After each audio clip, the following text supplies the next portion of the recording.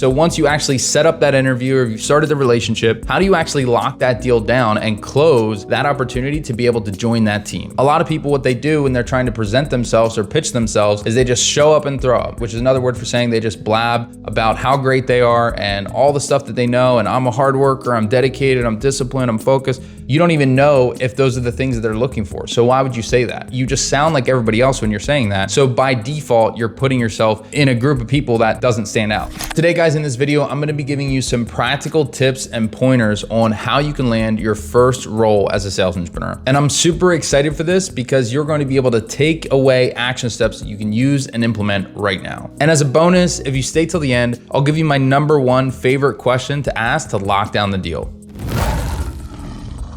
What's going on, everyone? If you don't know me, my name is Sam Martin, the guy who went from being an awkward homeschool farm boy to making over $364,000 a year without going to college or starting a business. And now I run a company called winnerscircletraining.com, where we teach people how to level up their skills, how to make more money, and how to build financial freedom through sales. So let's dive into it. So the first thing you need to know and do when you're trying to lock down a sales entrepreneur role for the first time is believe. Now you might think that's corny. I don't need belief. I don't need any rah-rah affirmation or anything in the mirror. And correct, you don't need rah-rah affirmations, but you do need to believe. #1, you need to believe that it's possible. #2, you need to believe in yourself. And #3, you need to believe in the process. Now, if you have training, that definitely helps because you can follow the process of training, but just even following the process and believing in the process that if I do the work, if I continue to try and get better and improve, I will get there. Without those 3 beliefs, you'll never make it. The reason you'll never make it is because if you don't believe something is possible, you're never gonna try. You will never attempt to do something that you don't feel is possible. And something I learned from Alex Ramosi is it's not just do you believe or do you not believe, it's how much do you believe? How strong is your belief? If you believe with absolute certainty that something is not only possible, but also has a high probability of happening, you'll be willing to do whatever it takes to make that happen. The second thing you need to know about landing your first sales entrepreneur role is understand that there is levels to this game. There's multiple different types of positions that you can do as a sales entrepreneur, and they're all gonna be different based on what's best for you and what's based on your experience level. So the 3 most common types of positions that you'll see in the sales entrepreneur space is setting roles, closing roles, and end-to-end sales roles. What you want to do is have awareness of where you're at, what your skill level is, what your experience level is, and then base your strategy off of that. Because if you're just starting off, you probably want to start with a setting role. That's not as high pressure. There's a lot of more room to grow and room to make mistakes and learn and get experience. Versus if you start as a closer and it's super high pressure, first off, it's going to be super hard to land a role if you don't have experience. And secondly, if you do land a role and you're taking these high ticket closing clients and you're blowing deals, you're gonna get fired like that. On the flip side, if you have a ton of experience, you've been in sales for 10 years or 5 years or even a year or 2, then you should shoot for something more higher level at that closing level or maybe end-to-end sales where you can maximize your income and your opportunity as quickly as possible, right? So if you're starting from zero,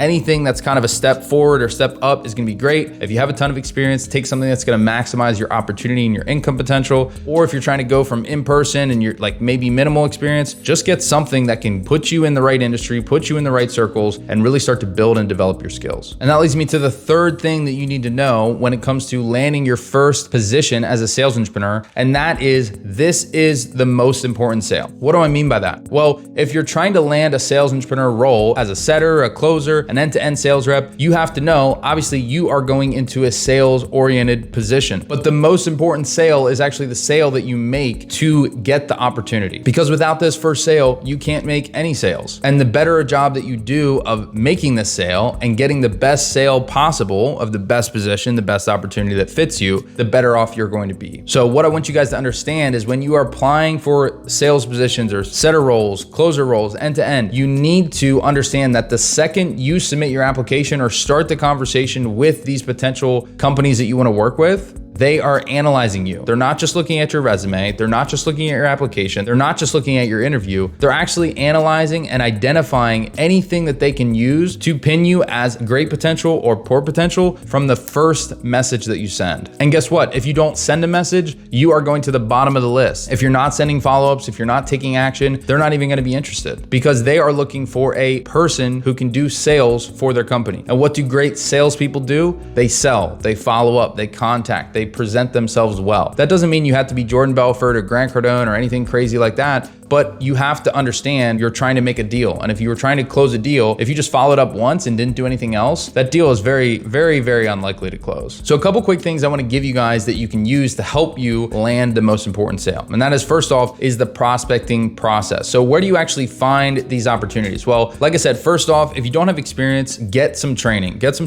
coaching. Definitely going to be worth your investment. Even if you have experience, it's definitely good to get training, because oftentimes you get access to higher level networks and opportunities that otherwise you wouldn't have. But where do you actually look for these roles? Obviously, you guys know the standard stuff: LinkedIn, Indeed, ZipRecruiter, Monster.com, Glassdoor. That's kind of the standard route. What I actually like better though is going into private communities and networks and then networking to find those opportunities. So a lot of people know about Facebook groups around setting, closing, sales in general, etc. Search in Facebook for groups. You can find a ton of stuff there, as well as LinkedIn has groups. A lot of people don't know about LinkedIn's groups. And school.com is another option. If you know who Sam Ovens is, he's one of the OGs in like the coaching consulting world, and he runs a company called school.com now, which is actually like a private community training hosting site. But there's lots of free groups on School as well. You can join these setter school groups or these closer school groups and network and find opportunities through there as well. The second thing that you guys need to be doing when it comes to landing the most important sale is setting appointments. You're applying for a sales position. You need to demonstrate your ability to do sales in the process. And what's required to do sales is setting up appointments. So when you submit an application, when you're reaching out to companies, you're trying to get in contact with someone who makes the decisions on who they bring onto their team. Don't just send out an application or a resume and think that everything's going to be all hunky-dory and it's going to be great and they're just going to call you back and they're going to say, you're the person we've been looking for. That's not how it works, especially not in sales. You have to do the hard work of getting out applications, getting out resumes, but not only that, following up with the companies, reaching out on multiple different platforms, networking, figuring out who the decision makers are. Is it the sales managers, the CEO? You have to do that due diligence. Another thing is a lot of people just don't do nearly enough when it comes to applications, setting up interviews, things like that. So they might submit an application here, an application there, and they're like, oh, I submitted 4 applications, I'm just waiting for people to get back to me.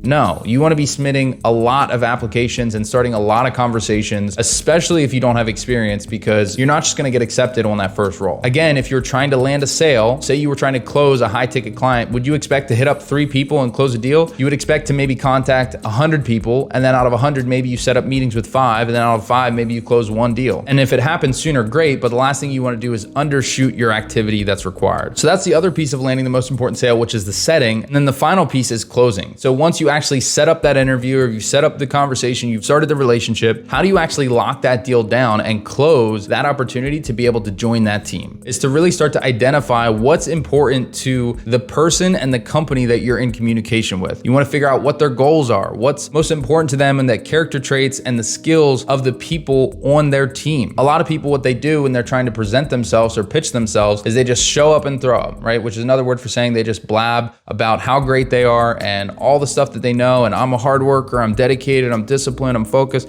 You don't even know if those are the things that they're looking for. So why would you say that? And you just sound like everybody else when you're saying that. So by default, you're putting yourself in a group of people that doesn't stand out. You don't want to just blend in with the crowd. You want to stand out. And the way to do that is by asking great questions and identifying what's important to the buyer in this situation, which is the sales manager, the CEO, the company, etc., and identifying what's important to them so that you can present the things about yourself that align most accurately with what they're looking for. And if they don't say, oh, we're looking for hardworking, driven people, then don't say that. Reflect back to them what's true about you that aligns with what they're looking for. And that's how you close a deal. And as promised, I want to give you my number 1 favorite question when it comes to locking down the deal and landing a position with a great company. And that question is going to happen after you've submitted an application and someone accepts you to come in for an interview, or after you've done 1 interview and they're calling you back in for a second interview. And the question you want to ask is right at the beginning of the interview. You want to say something like this. You want to say, John, super excited to chat with you. Really appreciate you taking the time to meet with me. I'm just curious, what was it about my application that made you want to call me in here for an interview? Or if it's the second interview, what was it about my first interview that made you want to call me back in for a second interview? Now, what this actually does is it gets them to identify what it was about you that they liked best. And now they're telling you all the things that they are excited about your potential maybe maybe they say, oh, you had a really good track record, or we really like the way you presented yourself or whatever. And they're actually selling themselves on why you're a good fit for the team, right? And it starts to subconsciously program in their mind throughout the entire interview of why you're a good fit for the position, because it's their idea. People love their own ideas, and you want it to be their idea of why you should come onto the team. So I hope you guys got some really tactical value and insights on what you need to do to go out there and actually land your first sales entrepreneur role.